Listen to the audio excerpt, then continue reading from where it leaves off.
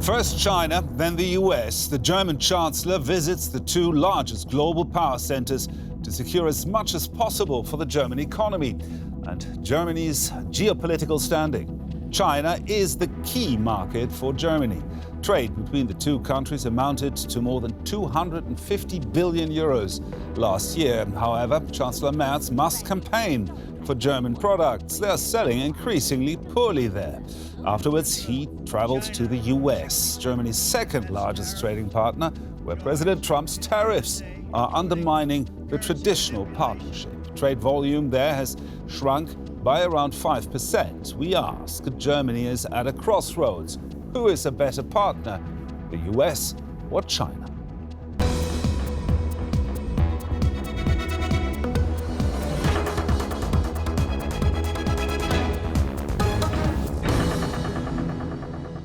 Welcome to The Point. I'm pleased to introduce today's panel. Thorsten Benner from the Global Public Policy Institute, a think tank here in Berlin. Noah Barkin from the Rhodium Group and a journalist and senior fellow at the German Marshall Fund.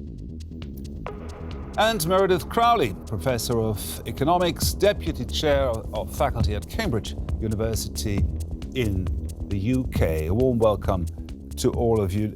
Noah, I'm starting with you. The US and China, the struggle between these great powers seems to be intensifying recently. Does Germany have to choose, really? No, I don't think Germany has to choose. I think Germany needs to develop its own policy embedded in a European approach to what is, increasingly a quite distressing sort of geopolitical environment.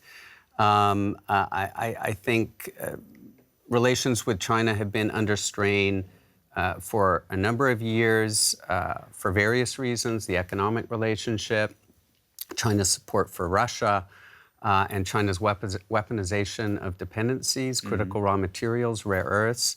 The tensions in the transatlantic relationship, of course, are newer in the sense that Donald Trump has been in office for a year now, and we've had a number of major problems in that relationship: Greenland, the tariffs, and the Trump administration's free speech campaign to sort of impose MAGA values on Europe. So I don't think it's a matter of choosing. I think Germany and Europe need to have a smart approach to both, but that will not mean U.S. yes, China no, or vice versa. With an increasingly belligerent White House, let's say, do you think that China is trying to drive a wedge into these long-established partnerships?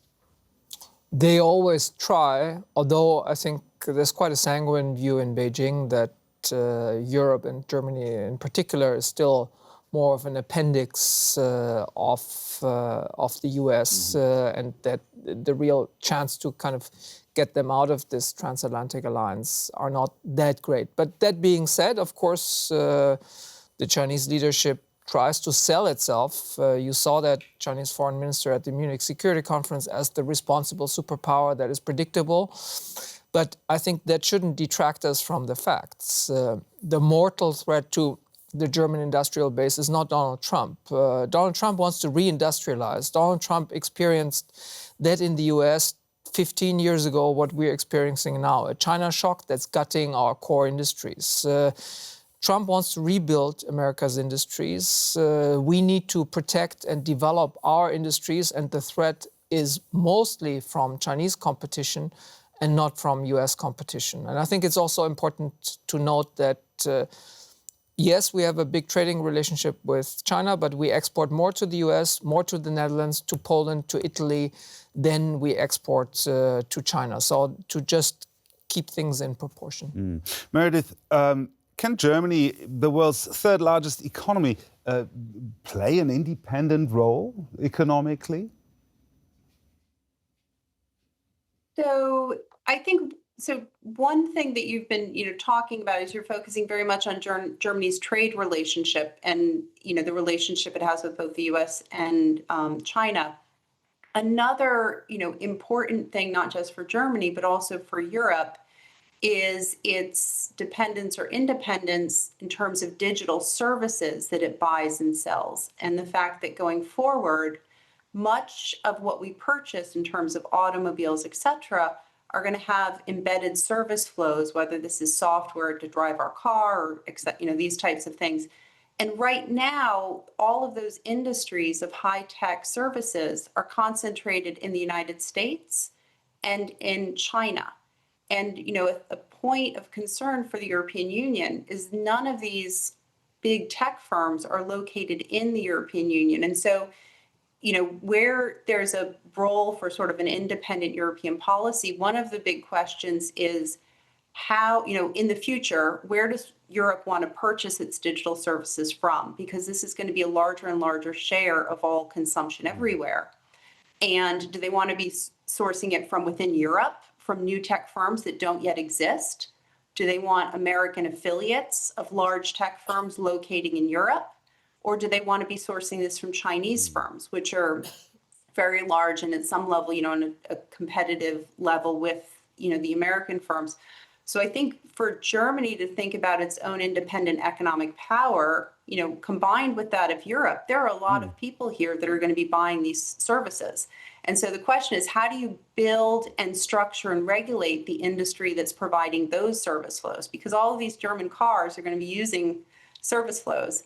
And thinking about what's the right regulatory environment to get the firms that you want. At some level, if I may interrupt you there, before we start regulating these industries in Europe, we have to create them. Is Europe doing enough there to actually create an ecosystem of tech companies so that they can provide chips and software that the economies need? No, they're not. But some of this regulation is also sort of general market competition regulation. And there's a need for the market to be much more open and innovative and less, in an old-fashioned sense, heavily regulated. But you want a regulatory infrastructure that allows big firms to come and to get started and to build. And if you don't have the right infrastructure to help those firms start, you also need to think about how do you want to regulate the foreign firms that come in to deliver these services. And so I think this is something that right now, with all of the trade tension with the US, there is market power in Europe, and Europe needs to think about, what kinds of services do you want to be buying from American firms? And if you do buy those services, how do you want to regulate those firms when they come to Europe to deliver them? And at the moment, I think Europe is very much on the back foot in terms of regulating American tech companies in Europe. They have no competing firms here, so they're a little bit, in a very difficult situation. But I think this is one of the future relationships that has to be fostered. And my sense is you're going to be much better lining up with America than you will with China, because the rule of law is better established in the U.S., even under President Trump. And so it will be easier to work with the U.S. as a partner in these new industries that are going to be coming forward and will be more and more important. We're going to address that issue a little bit later, and there was a lot of nodding here around the table. But first, let's have a closer look at the issue and the numbers, because trade with China has been turned on its head. Germany buys more and more from China, while it sells less and less goods there. Some call it the China shock, which caught most experts and politicians by surprise. German exports to China are plummeting. Last year, they totaled about 81 billion euros, while imports from China reached 170 billion euros. The People's Republic is increasingly focusing on the very industries Germany has long been known for. Exporting cars, machinery and chemicals, often with the support of state subsidies. During Merz's first visit to China's German Chancellor, there was a bitter aftertaste, confirming the concern he had voiced before his departure. We need economic relations with the whole world, and that naturally includes a country like China. But the Communist People's Republic is a challenging partner. China today sees itself in explicit opposition to the US and claims its right to establish a new multilateral order according to its own rules. Freedom of expression, freedom of religion, and freedom of the press are not part of this understanding.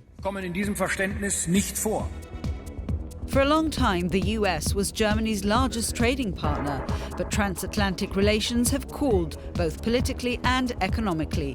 Last year, trade decreased significantly.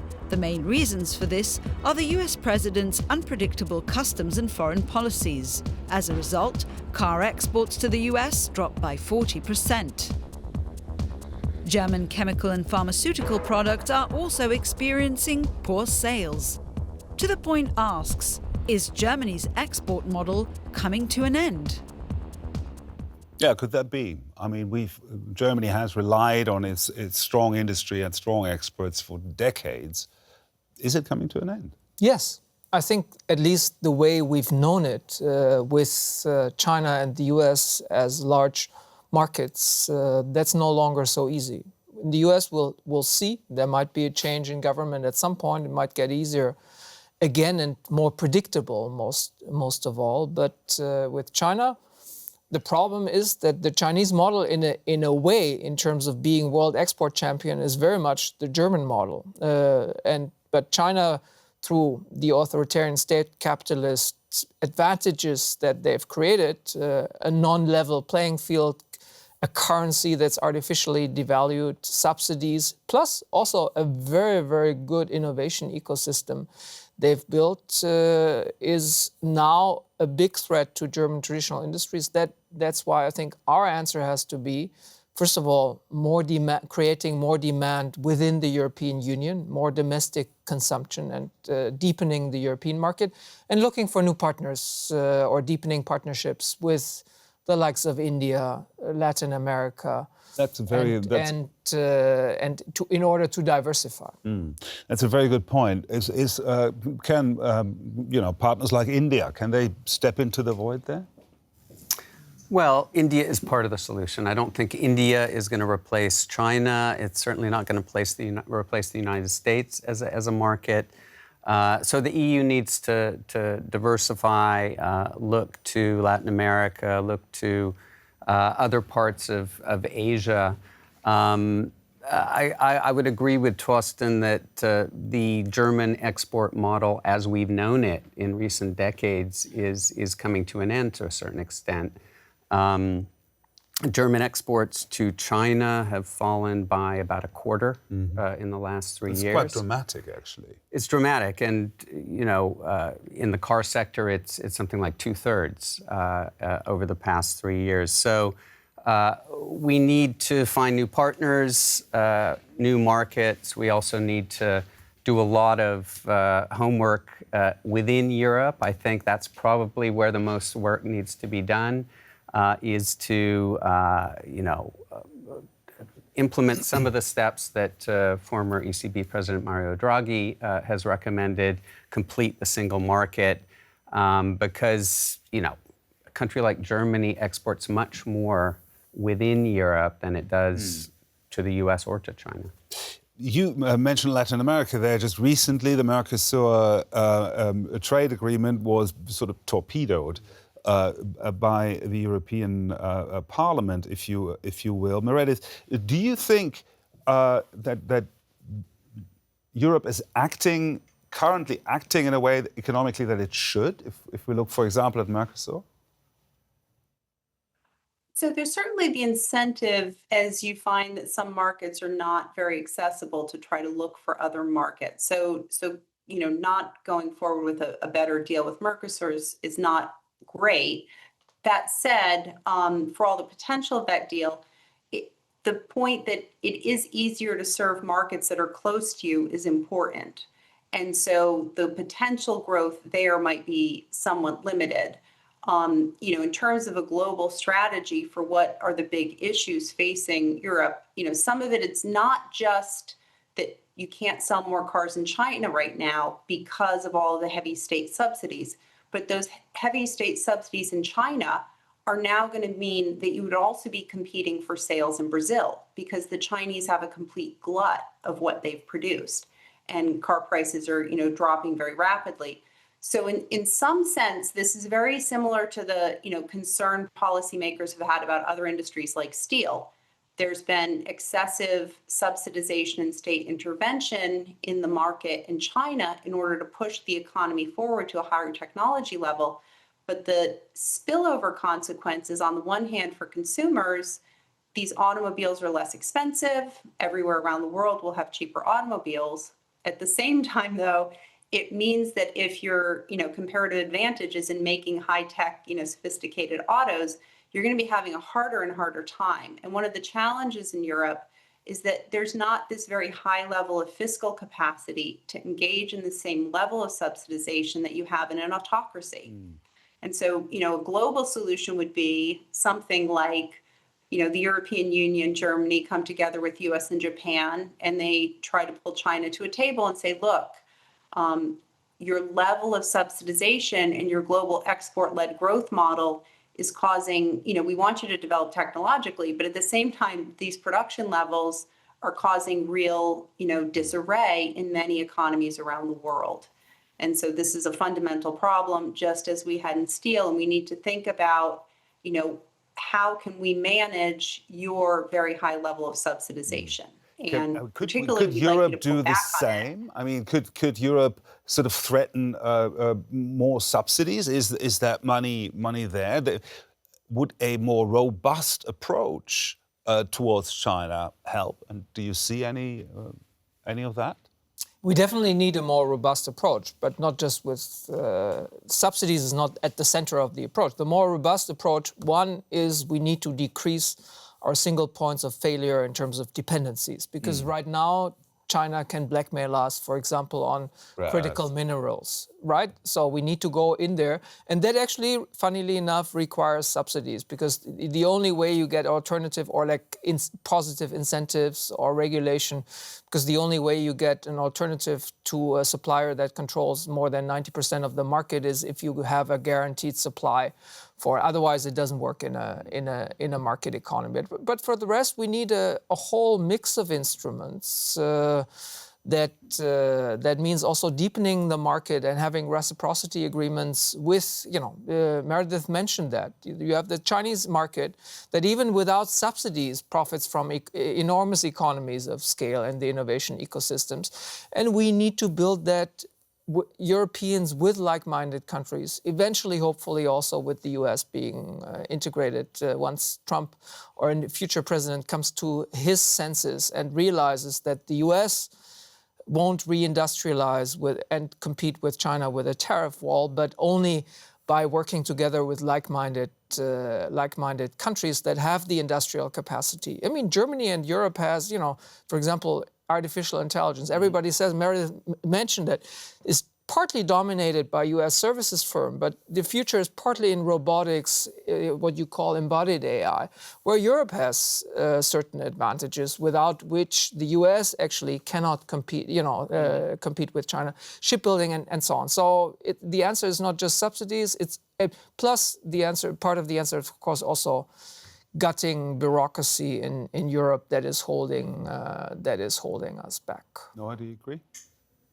Yeah, I mean, we need a multifaceted approach to this. It's not just about subsidizing or industrial policy. China is a world leader in that, and has shown that state intervention also in a capitalist world can work. I think a lot of people have been surprised by how successful China has been creating a sort of manufacturing hub for the entire world in an authoritarian state. But we need to do a lot of other things. We need to make it. We need to boost risk aversion in Europe. We need to boost innovation. Europe has lots of internal. Even though we have a single market here, we have lots of internal restrictions that need to be removed, and Mario Draghi has sort of pointed in the right direction. But this will mean very tough decisions, right? If we're talking about a single market in banking, that might mean Germany accepting a takeover by an Italian bank or stuff like this. So I think we're heading in the right direction. I think reducing bureaucracy and overregulation is part of the solution, but partnering with other countries and also what we haven't really talked about is protecting certain industries that we see as vital that are really under threat from China. We've seen the solar industry in Europe disappear, but if you look at cars, if you look at machine tools, if you look at chemicals, all these industries are under threat at the moment because of Chinese competition, unfair Chinese competition, I would say. So you're saying we should subsidize, Europe should subsidize? Well, I'm saying we need to decide what industries we want to remain in. The Japanese are very good at this. They've mapped out what industries they want to be in 10 years' time, what industries they need to develop. So we need to take this sort of strategic approach. It also means accepting that certain industries may be gone, right? And that's politically, that's quite difficult, especially in an environment where populists and the far right is rising. Just one sentence: the toolkit is much larger than subsidies. You can have regulation, positive incentive, negative incentives. You can have tariffs, and so on. So it's not just a question of subsidies. Meredith, do you agree? Should Europe really decide to drop some industries, if you will? Would that help to focus more on what Europe does well? So I don't think there's any need to drop industries, because I think, what you want is, again, maybe echoing this idea, the Draghi report gives you a lot of ideas about how to make Europe more competitive and more market-based, and that will create the right incentives for some of this longer-term investment. So there are real benefits to finalizing the single market, getting financial markets more, deep. There's not enough depth to the financial markets. There's also not enough risk-seeking behavior by entrepreneurs in Europe. It's culturally, it's shameful to have a company go belly up. In Silicon Valley, they expect companies to go bankrupt when they make the investment.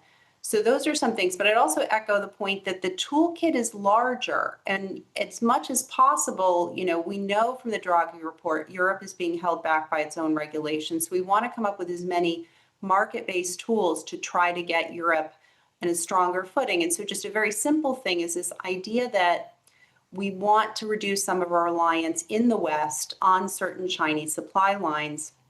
That's going to require some view that there's going to be a return on that investment, whether it's critical minerals or a particular type of silicon chips.